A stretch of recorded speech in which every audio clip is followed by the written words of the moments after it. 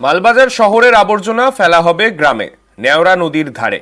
এতে ঘোর আপত্তি গ্রামবাসীদের। আবর্জনা ফেলার জন্য চিহ্নিত জমিটি টিন দিয়ে ঘেরা হয়েছে, সেখানে ভাঙচুর চালান গ্রামবাসীরা।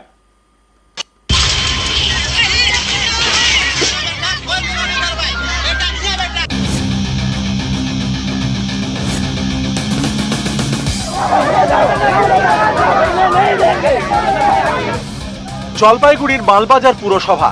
এই পুরো এলাকায় 15টি ওয়ার্ড। এখানে স্থায়ী কোনো ডাম্পিং গ্রাউন্ড নেই।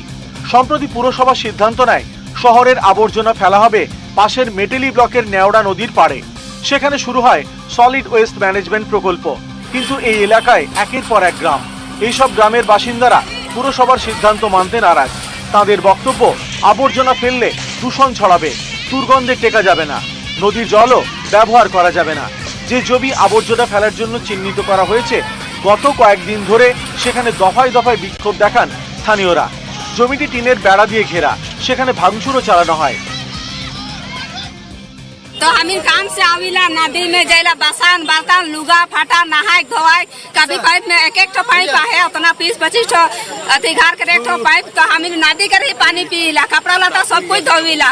तो हम दुख बीमार हो फले कहाँ जा, हॉस्पिटल में भी हम इनको उतना वैल्यूएशन नहीं देवे ना, गरीब के देवे ना, बतावा तो तुहिन।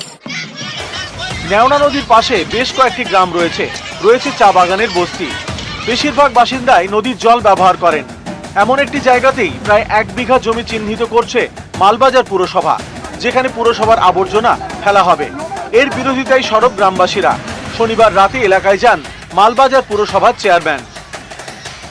প্রচুর পুলিশ ফোর্স এসেছেন, অ্যাডিশনাল এসপি এসেছেন, এসডিবিও আছেন, 2 থানার আইসিরা আছেন, সমস্ত ফোর্স আছেন। এদেরকে বোঝানোর আমরা চেষ্টা করেছি। স্থানীয় স্তরে বিডিও আছেন। একটা মিটিং ডেকে আবার ওদেরকে বোঝানো হবে, তারপর আমরা আবার পুনরায় শুরু করব। তবে যারা মানুষকে ভুল বুঝাচ্ছেন, ভুলভাবে পরিচালনা করছেন, তাদেরকে আমি অনুরোধ করব যে এটা কোনো ডাম্পিং গ্রাউন্ড হচ্ছে না, এটা সলিড ওয়েস্ট ম্যানেজমেন্ট ইউনিট হচ্ছে। এখানে মেশিনারিজ বসবে এবং ইকো ফ্রেন্ডলি ওয়েতে সেগুলোকে ডিসমেন্টাল করা হবে। এখানকার কোনো নোংরা নদীতেও ফেলানো হবে না, অন্য কোথাও ফেলানো হবে না। যেগুলো আসবে সেগুলো মেশিনারির মাধ্যমে সেটাকে একটা ব্যবস্থা করে নষ্ট করবে।